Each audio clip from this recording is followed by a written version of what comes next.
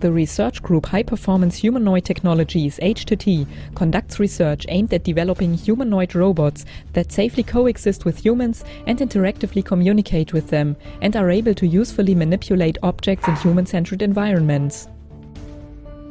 Regardless of the specific area of application, one of the basic problems addressed by humanoid robotics research is to investigate and gain a deeper understanding of human-like information processing and of the underlying mechanisms of the human brain in dealing with the real world. Our hypothesis is that such an understanding can only be obtained if we consider the human in the loop. Yeah, so welcome at the Institute of Anthropomatics and Robotics. My name is Tamim Asfour. I'm professor at the Faculty of Informatics at KIT. The Karlsruhe Institute of Technology, KIT, bundles the missions of both precursory institutions, a university of the state of Baden-Württemberg entrusted with teaching and research tasks, and a large-scale research institution of the Helmholtz Association, conducting program-based, future-oriented research on behalf of the Federal Republic of Germany. The institute is located at KIT's Department of Informatics. And the major focus of our work is how to build these systems, how to integrate perception and action in a complete system, such the one you see here. How to teach these robots to grasp and manipulate daily objects in human-centered environments, and of course how these robots can learn from human observation. The robot is equipped with cameras, as you see here. It's equipped with 4 cameras which mimic the human visual system. So 2 cameras are responsible for the perspective views and 2 cameras are responsible for the foveal view. In addition, as you see, the robot hands are equipped with tactile sensors, and these tactile sensors are very important for the exploration of unknown objects, for example, for the assessment of object properties, whether objects in the hand are deformable, whether objects of the hand are rigid objects. The robot can navigate in its environment collision-free, without any collisions with other objects or with humans in the environment.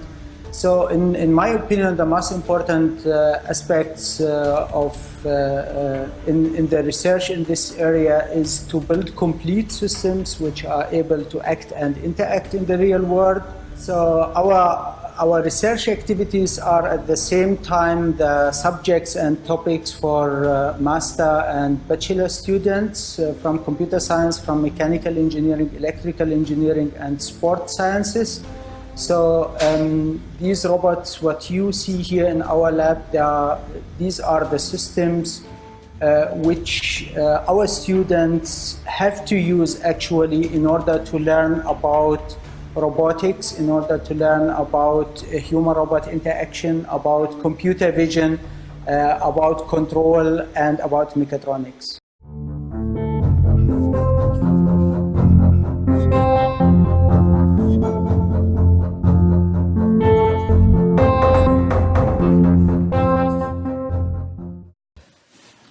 I'm going to talk about humanoid robotics. I will give a short motivation why humanoid robotics and introduce 2 important topics related to grasping and learning from human demonstration in this lecture.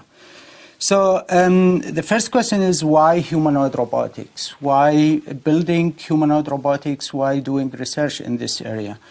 So I believe building humanoids is building human-centered technologies, building systems which are versatile. This means they are able to perform a wide variety of tasks, systems which are able to act and interact in environments which are made for humans, and systems which are able to use tools which have been designed also for humans and human hands.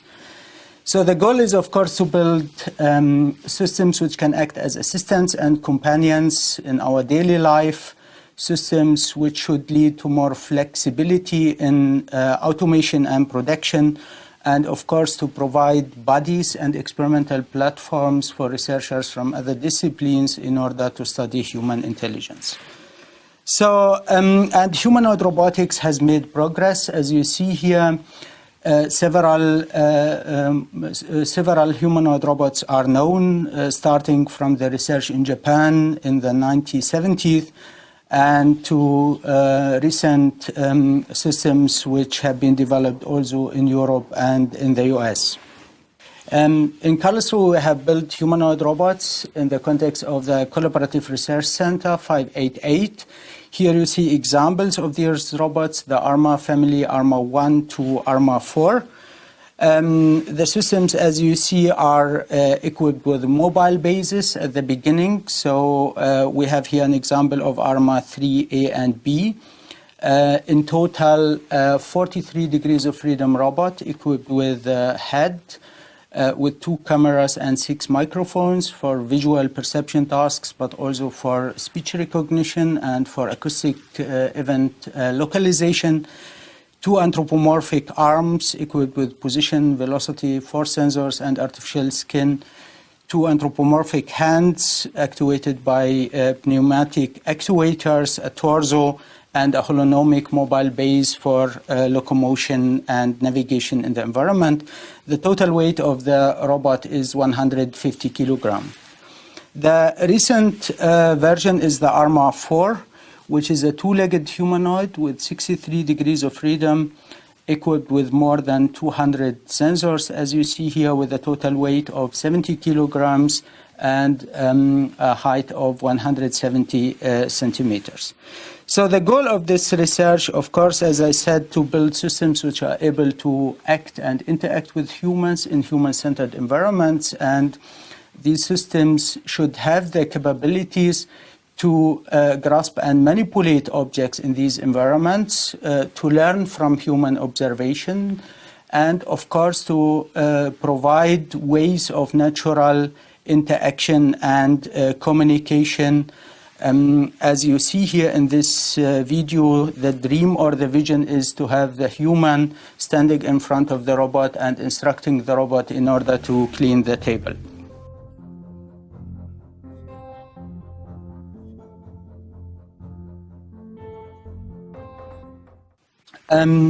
Here are some examples of the ARMA 3 robot in our lab, which is a kitchen environment, where a wide variety of capabilities have been integrated to allow the robot to localize objects and to grasp them based on visual information, to open and close doors by the combination or the integration of visual and force information. The robot is able to navigate collision-free in the environment. It's able to interact with human via natural speech and also to learn new objects in dialogue with humans.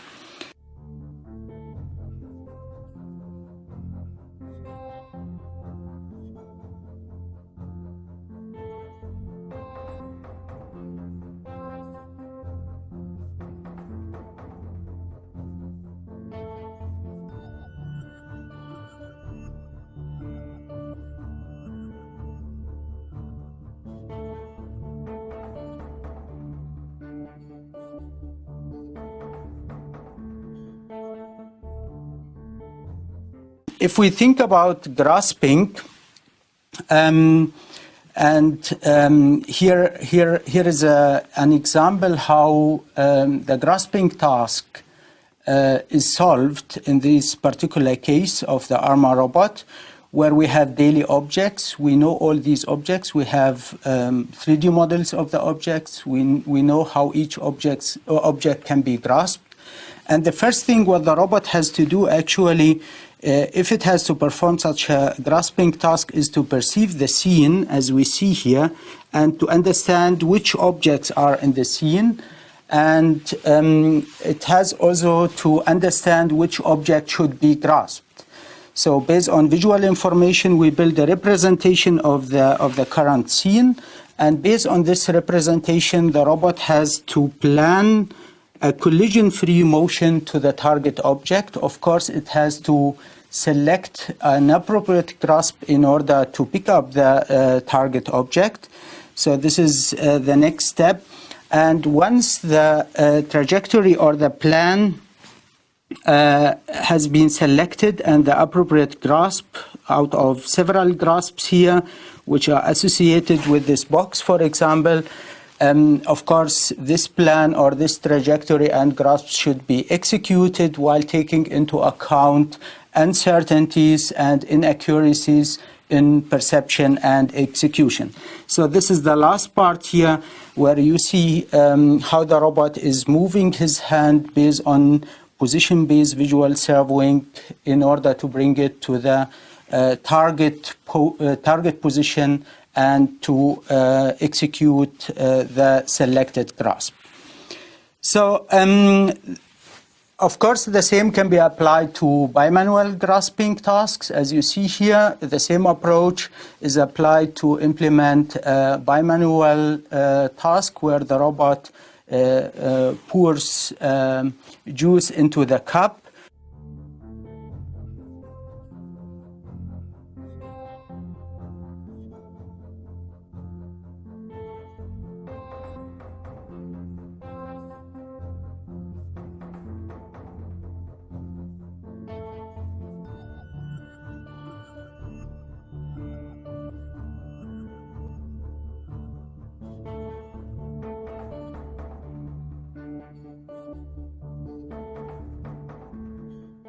So by grasping the two objects and by executing the pouring action.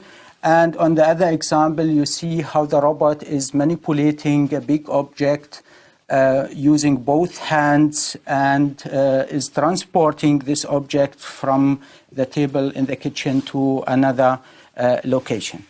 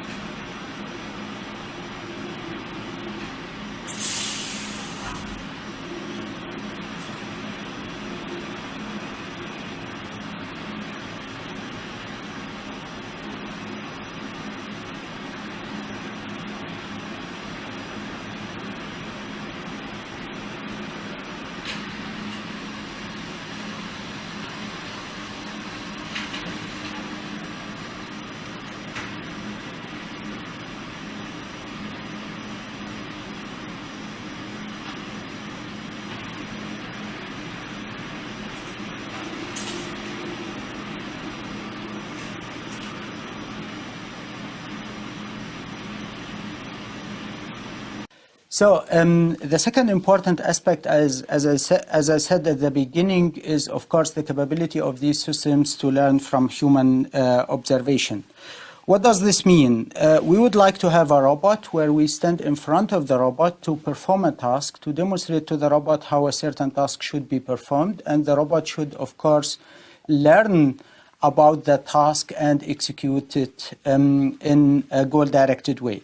You see here an example how the human is demonstrating the task, the grasping of the cup, where the human and the object motion are tracked visually by the vision system, and where the human motion is mapped to the kinematic of the robot, which is a simple problem in this case because we have humanoid robots, so with similar kinematics to the human body.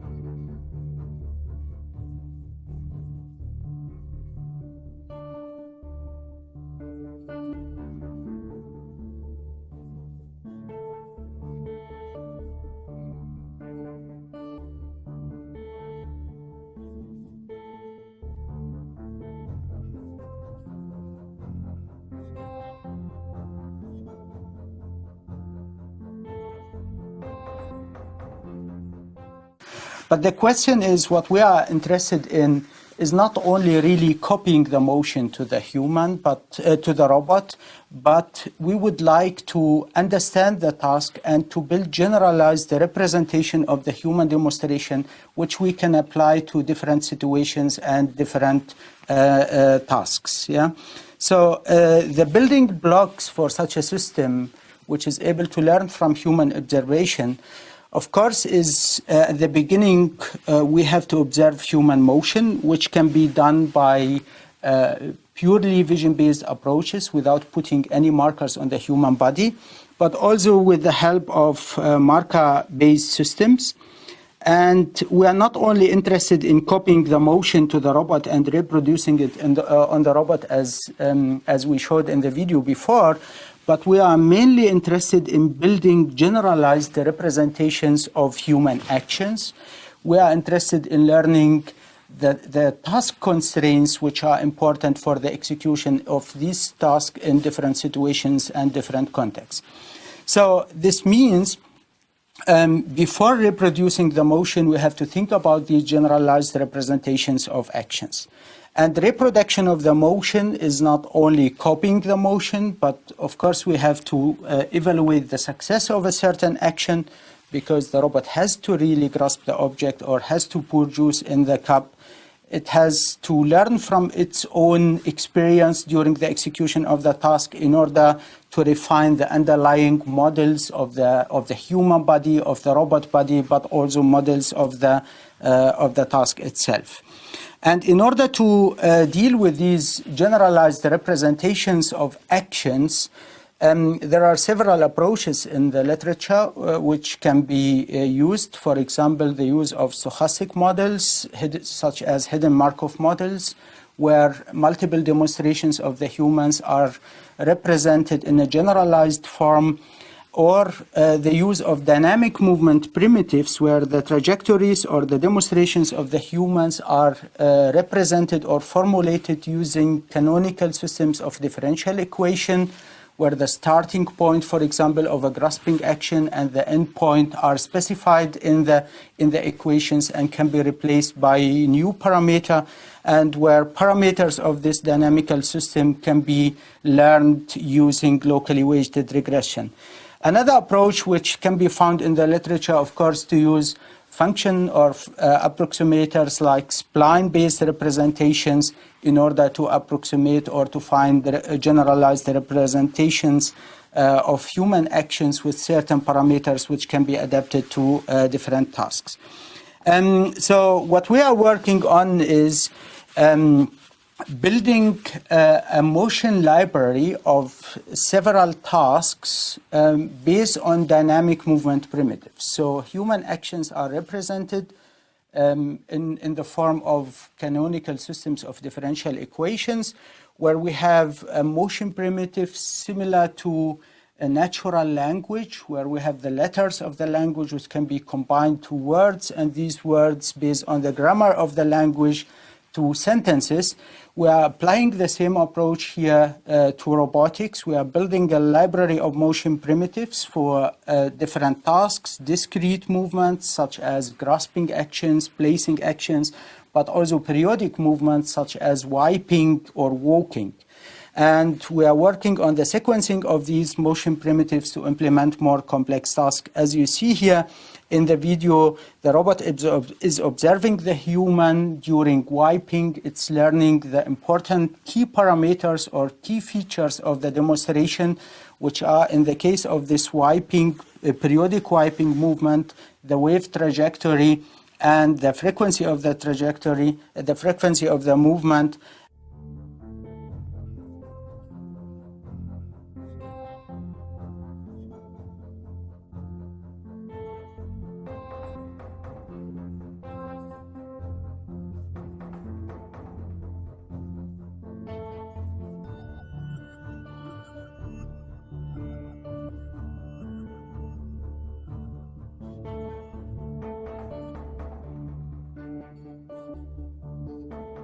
And it's reproducing the movements while taking into account task constraints which are, in the case, keeping contact with the environment, because with the surface to be wiped, yeah?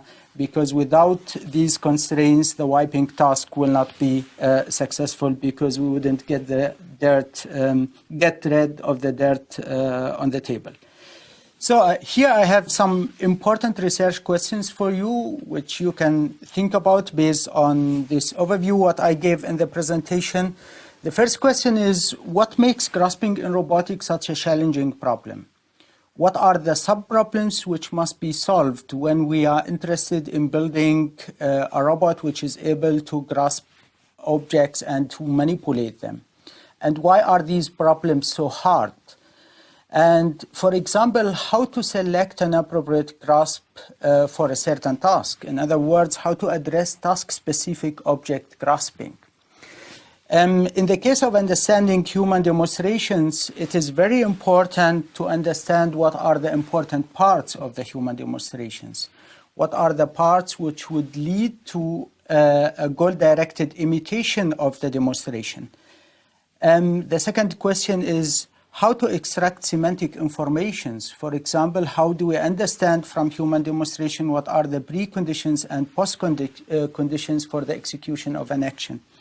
And the last question is how to map human actions not only to a humanoid robot, but to robots with different morphologies, with different kinematics, because the goal or our dream is to have a library of motion primitives which can be applied to any robot, not only humanoid robots, but also those robots which are used in manufacturing and in automation.